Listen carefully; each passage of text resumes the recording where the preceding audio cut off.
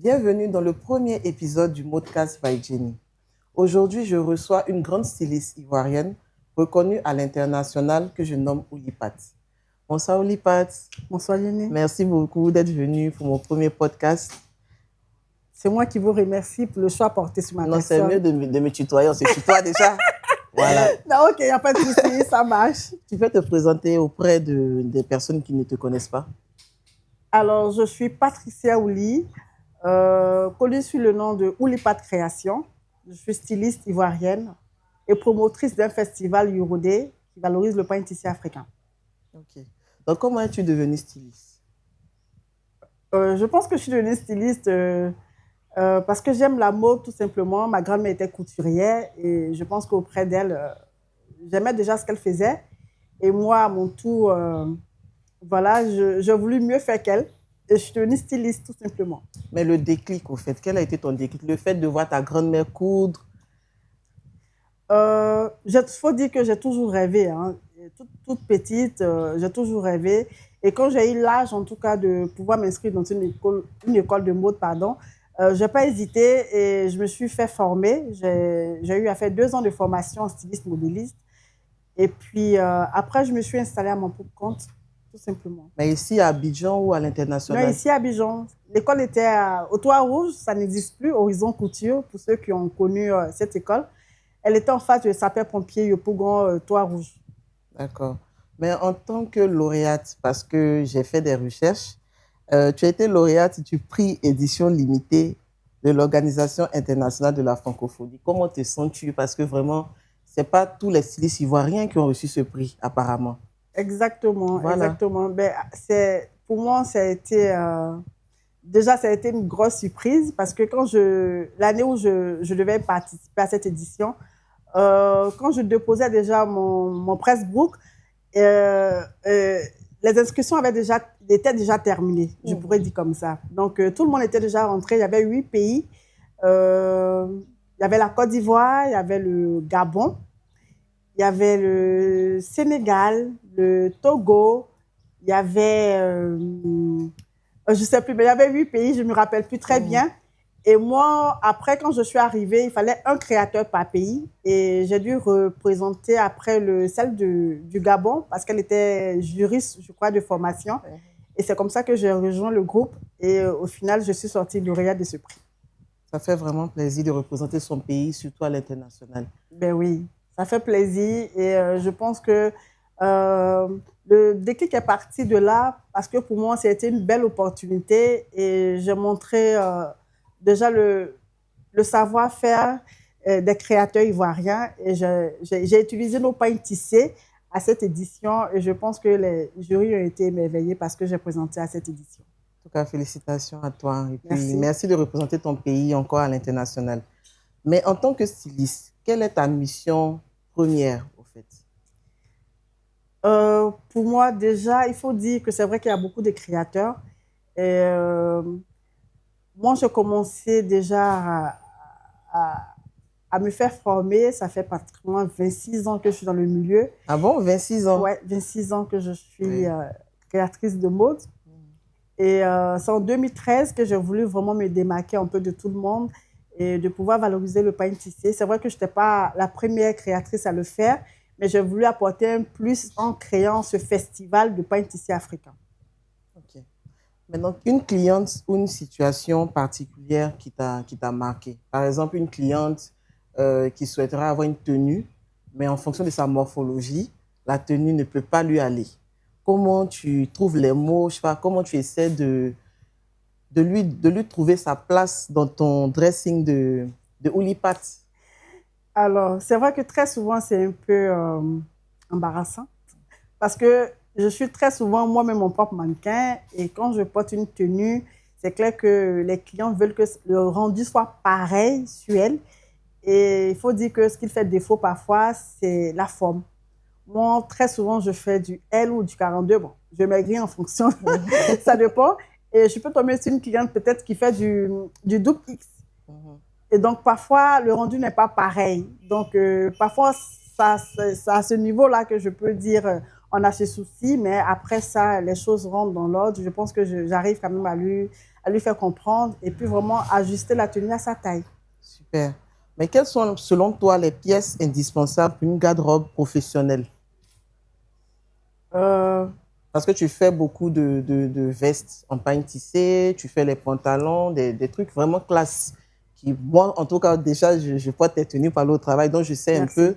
Mais des personnes qui se disent que c'est peut-être des ensembles jupes, camisoles, les gens n'ont pas encore cette vision pour le pagne tissé. Ils se disent que comme c'est un pagne traditionnel, c'est que des tenues de grande-mère, par exemple. Bon, Voilà. je pourrais dire ils ne sont pas nombreux parce que depuis, je pense que cette façon de voir le pagne tissé a changé. Depuis qu'on a commencé à valoriser le pagne tissé, beaucoup de créateurs font de belles choses aujourd'hui avec le pagne tissé. Et nous, à la boutique Oulipat, il n'y a pas vraiment que des tenues traditionnelles parce qu'on essaie vraiment de moderniser cela afin de pouvoir permettre à tout le monde de pouvoir porter le pagne tissé au quotidien, en fait. Que ce soit le boulot, que ce soit une tenue de ville, une tenue de soirée, une tenue de mariée. Donc, vraiment, on essaie vraiment d'adapter cela à ce qu'on a déjà comme modèle, en fait. Donc, je pense qu'aujourd'hui, tout le monde arrive vraiment à se retrouver. Si tu ne veux pas trop porter une tenue tout en pagne tissée, on arrive vraiment à faire des mélanges. Et je pense que cela, les gens apprécient beaucoup. À moderniser les tenues. C'est ça. Ok. Mais en parlant de pagne tissé, je pense un peu à ton événement, D'accord. le Euro Day, qui a 10 ans aujourd'hui. C'est ça? Oui, nous préparons la 11e édition. La 11e édition Oui. même. Ok. Donc, il faut nous parler un peu du Euro Day. Pourquoi le Euro Day? Le Euro Day qui signifie le nouveau soleil. C'est ça. Voilà. C'est en Mais ouais. en ouais, ok. C'est ça. Mais pourquoi vraiment créer cet événement? Alors, il faut dire que quand on a commencé cette édition, c'était en 2013. Pour moi, il était important, en tant que fille de l'Ouest, je suis du Cavalier de Guémont, il fallait apporter un plus parce qu'à cette période, on venait de sortir de la crise. Et quand on parlait de l'Ouest, on disait « Ah, ils ont tellement vécu la crise là-bas. » Et je voulais vraiment apporter quelque chose qui allait donner de la gaieté, en fait, quand on dit l'Ouest de la Côte d'Ivoire. Et je me suis dit que pourquoi ne pas valoriser le pain de chez nous, le pain de chez moi. Et donc, c'est comme ça qu'on a commencé la toute première édition de ce festival en 2013. Et je pense qu'après, il y a eu beaucoup d'engouement, beaucoup de retombées. Le pain a commencé à être beaucoup plus de commandes. Ça a commencé à créer de l'emploi, surtout pour ces jeunes-là qui avaient déjà vécu la crise. Il fallait créer de l'emploi pour ces personnes-là. Donc, je pense qu'après, voilà, ça a donné ce que ça donne aujourd'hui. Et cette 11e édition, on se prépare à aller à l'Ouest, dans le Cavalier, pour cette 11e édition, pour vraiment donner un nouveau, encore le nouveau soleil, Le nouveau soleil. voilà, à cette comment je pourrais dire, à cette jeune génération qui n'ont pas encore eu d'opportunité de venir se présenter à Abidjan pour un défilé parce que c'est pas vraiment évident. Et donc cette année, Yuri a vraiment voulu leur faire plaisir et pouvoir vraiment poser nos valises du côté du Cavalier pour pouvoir montrer le savoir-faire des tisserands de la région et des couturiers de la ville. Ville. C'est ça. Et il y aura des stylistes ici qui vont se déplacer ou c'est toujours les stylistes, peut-être les stylistes de... c'est où même vous tu fais, c'est à Guiglo, c'est ça? C'est dans le Cavalier, c'est ça, à Guiglo. Il y a des stylistes de Guiglo qui vont être présentés et des stylistes qui vont venir d'Abidjan. Oui, déjà, quand on a décidé de faire la 11e édition dans le Cavalier à Guiglo, pour nous, le but, c'était de pouvoir valoriser les créateurs locaux de la région. Mais depuis le lancement, il y a des créateurs abidjans qui veulent venir. Donc, on est en train de voir comment permettre à ces personnes-là de pouvoir vraiment rejoindre l'équipe et puis faire une belle soirée avec les créateurs de Guiglo pour qu'ensemble, on puisse vraiment réussir cette 11e édition. Sinon, l'idée, c'était vraiment porter sur le Cavalier Le Guémont qu'on voulait vraiment mettre en avant pour cette 11e édition. Donc, la particularité de cette 11e édition, c'est de nous faire découvrir le Cavalier. Le Cavalier, exactement. Okay. Et puis, des lieux touristiques qu'on va visiter. Et donc, il y aura vraiment une délégation qui va venir d'Abidjan, qui viendront d'Abidjan, pardon, pour pouvoir découvrir ces endroits-là avec nous. Et puis, vraiment aussi faire connaître aussi la région du Cavalier à d'autres personnes qui n'ont jamais eu le temps d'y aller. Ok. Mais tu peux nous donner un peu le programme, ça se fera quel jour? Est-ce qu'il y a un lieu de rassemblement aussi pour ceux qui voudront aussi participer? Oui, je pense qu'on laissera un numéro et on donnera plus de détails pour le convoi. Mais ce que je peux dire déjà, ça sera du 4 au 5 juin, pardon, du 4 au 5 juillet à Guiglo. Donc, on aura le 4 déjà le matin, on aura l'exposition, on aura des échanges des B2B, on aura la visite touristique des endroits à voir. On aura aussi on aura des tisserands qui nous viennent de Ouaraniré.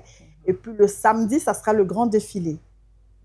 Le grand défilé se fera où précisément? Alors, ça se fera à l'hôtel Tam Tam à Ness. Je pense que tous ceux qui sont à Guiglo connaissent. Et c'est un hôtel de la région, de la ville qui est déjà connu, le Tam Tam. Donc, ça sera à Ness. Donc, on invite tout le monde à y venir, à partager cette 11e édition avec nous et vraiment voilà, apporter de la joie à notre région. Mais Ouli, tu as tout dit sauf le prix des tickets. On ne sait pas, on va venir comme ça, on vient. Mais c'est sûr, bon. tu sais, cette 11e édition a sa particularité. Il n'y a pas de tickets à vendre, il y aura vraiment des invitations. Donc, super. Il va falloir appeler au 2 fois 05 25 91 pour pouvoir se procurer son invitation. C'est ça, une invitation, voilà. C'est bien. C'est ça. En tout cas, je pense que notre podcast tire à sa fin. Si tu as d'autres choses encore à dire, comment amener les gens à ton événement, c'est l'occasion en tout cas. D'accord. Ben, j'invite tout le monde. Il n'y a pas que le cavalier. Donc, ceux d'Abidjan, c'est vrai qu'on me dira, mais pourquoi cette année là-bas? Je pense que vous aussi venez parce qu'on a trop fait à Abidjan. Il était quand même important de pouvoir poser nos valises à Guiglo et vraiment faire découvrir le pain tissé à d'autres personnes parce qu'il y aura des tisserands sur place parce qu'à chaque fois, on les déplace et cette année, l'opportunité est donnée à tout le monde de pouvoir les voir en fait sur les lieux et tout ça. Donc, on vous invite nombreux à nous rejoindre pour le 4-5 juillet du côté de Guiglo. On vous attend tous. Merci. Merci Oulipat. En tout cas, merci à tous de nous avoir suivis pour ce premier podcast. À la prochaine pour le deuxième podcast. Bonne soirée. Bisous.